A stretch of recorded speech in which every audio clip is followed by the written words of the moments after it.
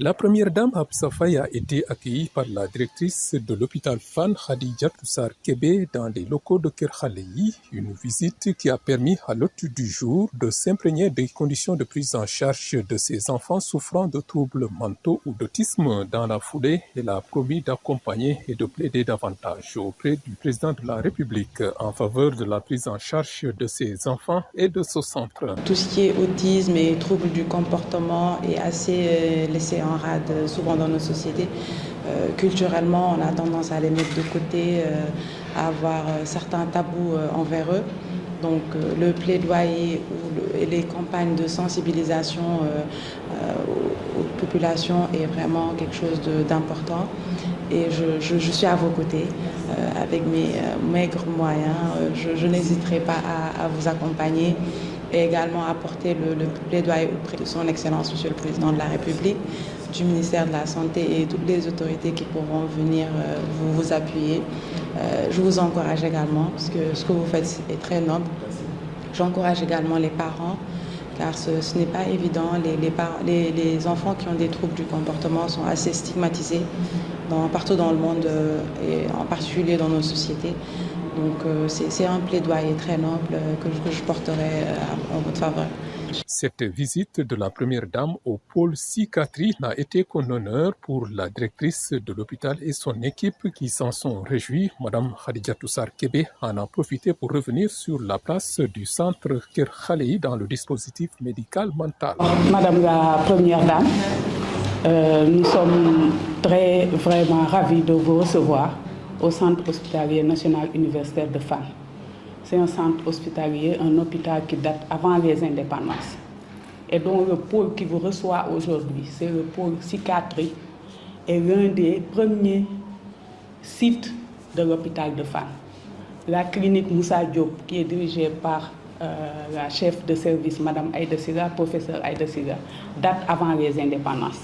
Et dans cette clinique, il y a d'autres sous-spécialités, comme au niveau de la CEPIAC et ici à Kër Khalei, dirigé par le professeur Lamine Fall. Nous sommes très heureux de vous recevoir. On ne va pas s'épancher sur les autres pôles, mais comprenez que tout l'ensemble des pôles de l'hôpital sont des références nationales. Quand tout le Sénégal a des problèmes sur une spécialité, c'est ici à Fann qu'on le règle. La maison de Kër Khalei est une unité de pédopsychiatrie dépendant du service de psychiatrie dont les responsables sont revenus sur la nécessité d'avoir une oreille attentive des autorités pour un meilleur accompagnement de ce centre. Et c'est à ce prix que nous pourrons fabriquer des enfants de bonne qualité, mais aider aussi des adultes dans la souffrance. Et nous avons vraiment besoin d'avoir l'oreille des autorités par rapport à cette spécificité, pour pouvoir nous aider.